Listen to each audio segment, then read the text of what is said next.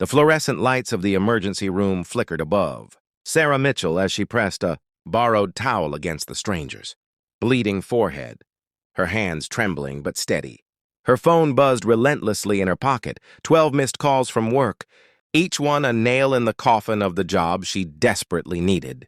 But as she looked into the disoriented eyes of the man slumped against the steering wheel of his overturned Mercedes, she knew she couldn't walk away.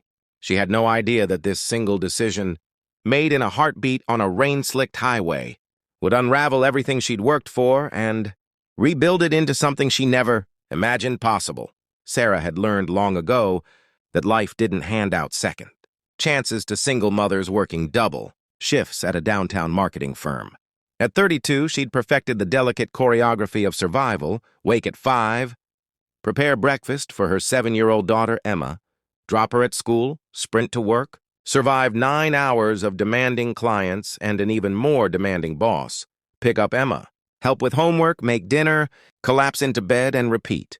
There was no room for error, no margin for compassion, no space for being human. That Tuesday morning had started like any other. Emma had been unusually quiet over her cereal, her small face pressed against the kitchen window as rain hammered the glass. "Mommy, do you think angels get cold in the rain?" she'd asked, her voice small and thoughtful. Sarah had kissed the top of her daughter's head, breathing in the strawberry scent of her shampoo, and whispered, "Angels don't feel cold, baby. They're too busy keeping us warm." She should have known then that the universe was preparing her for something.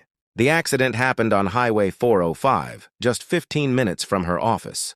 Traffic had slowed to a crawl, and Sarah had been mentally rehearsing her presentation for the Henderson account when she saw it, a black Mercedes sedan wrapped around a concrete barrier, steam rising from its crumpled hood like a wounded animal's last breath. Cars were merging around it, drivers craning their necks but not stopping. Everyone too busy with their own lives to notice someone else's emergency. Sarah's hands gripped the steering wheel. She was already 10 minutes late. Her boss, Margaret Chen, had a zero-tolerance policy for tardiness. 3 strikes and you're out, she'd said during last month's staff meeting, her eyes scanning the room like a hawk surveying prey. Sarah already had 2 strikes. 2 mornings when Emma's asthma had flared up, when breathing mattered more than punctuality, when being a mother trumped being an employee. But as she watched the Mercedes, she saw movement. A hand pressed against the driver's side window, fingers splayed in what could have been a wave or a plea for help. Sarah pulled over. The man inside was in his mid-40s, dressed in an expensive suit now stained with blood from a gash across his forehead. His eyes struggled to focus as Sarah wrenched open the jammed door. "Sir, can you hear me? I'm calling 911. Just stay still, okay?" Her voice was calm despite the adrenaline flooding her system. The same steady tone she used when Emma woke from nightmares. "My briefcase," he mumbled, his words slurring together. "Important meeting." "Can't miss." "The only thing you can't miss is staying alive," Sarah said firmly. Already dialing emergency services, she grabbed the first aid kit from her trunk, the one Emma had helped her restock just last week, carefully placing each bandage in its slot with the seriousness of a surgeon preparing for an operation. The ambulance took 23 minutes to arrive. Sarah stayed the entire time, keeping the man conscious by asking him questions. His name, he couldn't remember. His age, he thought maybe 45. Whether he had family, a daughter, he thought, or maybe a son. His confusion worried her more than the blood. She called her office 3 times, each call going to voicemail, each message more desperate than the last. By the time the paramedics loaded him into the ambulance, Sarah was 47 minutes late. The EMT, a kind-faced woman with tired eyes, squeezed her shoulder. "You probably saved his life." Head injuries like that. If he'd lost consciousness alone, we might have been too late. Sarah arrived at the office at 9:52. Her hair was disheveled, her white blouse marked with someone else's blood, her hands still shaking from the adrenaline crash. Margaret Chen was waiting at her desk, arms crossed, expression carved from ice. "My office now." The conversation lasted less than 3 minutes. Margaret didn't want to hear about the accident, the injured man, the moral imperative of helping another human being. "This is a business, Sarah, not a charity. You've had your chances. Clear out your desk by 5. Sarah felt the words like a physical blow. Please, I have a daughter. I need this job. It won't happen again. It already has. Twice before. We have standards here and you clearly can't meet them. Walking back to her desk felt like trudging through water. Her colleagues averted their eyes, uncomfortable witnesses to her humiliation. She had $347 in her checking account. Rent was due in 2 weeks. Emma needed new shoes, her old ones pinching her growing feet. The asthma medication cost $80 a refill. That night, Sarah held Emma close on their worn couch, breathing in her daughter's innocence, trying not to let her fear leak out in tears. Mommy, why are you sad? Emma asked, her small hand patting Sarah's cheek. Just tired, sweetheart. Just very tired. Did you help someone today? You smell like the hospital. Sarah managed a small smile. Yes, baby. I helped someone today? Then it was a good day, Emma said with the absolute certainty of childhood. Helping people is never wrong. You told me that. 2 weeks passed. Sarah sent out resumes, attended interviews, watched her bank account dwindle like sand through an hourglass. She sold her laptop, her grandmother's silver bracelet, everything that wasn't essential. The bills kept coming. Emma never complained about the cheaper cereal, the turned-off cable, the canceled trip to the zoo. The letter arrived on a Thursday, delivered by courier in a cream-colored envelope embossed with golden letters, Stratton Enterprises. Sarah's hands trembled as she opened it. Dear Ms. Mitchell, we request your presence at our headquarters.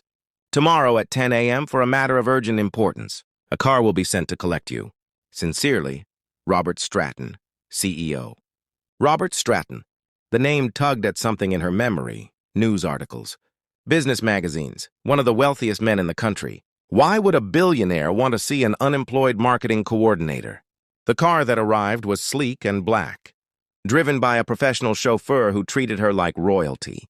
The Stratton Enterprises building was a glass tower that seemed to pierce the clouds. Sarah's worn flat squeaked, on the marble floor as she was, escorted to the top floor, her reflection in the elevator doors showing, a woman trying desperately to look more confident than she felt. The office was massive, windows overlooking the entire city, and standing there, looking out at the view, was the man from the accident. His head was bandaged, but his eyes were clear and focused now, intelligent and sharp. He turned as she entered, and his face broke into a smile that transformed him from intimidating businessman to grateful human being. Ms. Mitchell, I've been looking for you. The story spilled out. Robert Stratton had woken, in the hospital with no memory of the accident. But a nurse had mentioned the woman who'd stayed with him. Security footage from the highway gave them her license plate. Private investigators found her address. He'd learned everything about her firing, her situation, her daughter, her sacrifice. You stayed when everyone else drove past, he said quietly. You risked your job, your livelihood for a complete stranger. Do you know how rare that is? Sarah's throat tightened. I did what anyone should do. But they don't. They didn't. He moved to his desk, sliding a folder toward her. I'm offering you a position as Director of Community Relations at Stratton Enterprises. Salary 4 times what you were making. Full benefits, flexible hours, childcare on site. Sarah stared at the numbers on the contract, certain she was misreading them. I don't understand. Why? Because you have something no resume can show, genuine compassion. Your instinct wasn't to protect yourself, but to help someone else. That's the kind of person I want representing my company? He paused. Also, my daughter is 7, like Emma. After the accident, all I could think about was whether I'd see her again. You gave me that chance. Sarah's vision blurred with tears. I was just trying to do the right thing. That's exactly why you're perfect for this role. 3 months later, Sarah stood in her new office, watching Emma play in the state-of-the-art childcare center below. Her daughter was laughing, running with other children, wearing new shoes that fit perfectly. The asthma medication was covered by insurance. The bills were paid. The fear had lifted. But more than that, Robert had created a new initiative at Stratton Enterprises, the Good Samaritan program, rewarding employees who went above and beyond to help others, proving that kindness could be both moral and profitable. Sarah headed the program, traveling to schools and communities, sharing her story, inspiring others to choose compassion over convenience. The night before the program launched, Emma climbed into her lap. "Mommy, you're an angel now, aren't you?" Sarah kissed her forehead, breathing in strawberry shampoo and possibility. "No, sweetheart. I'm just someone who stopped when others kept driving. And it turns out that made all the difference." Outside, the city lights twinkled like earthbound stars, and Sarah understood finally that the universe doesn't punish goodness, it just tests it first, to see if it's real. Her test had cost her everything she had, and given her back everything she needed.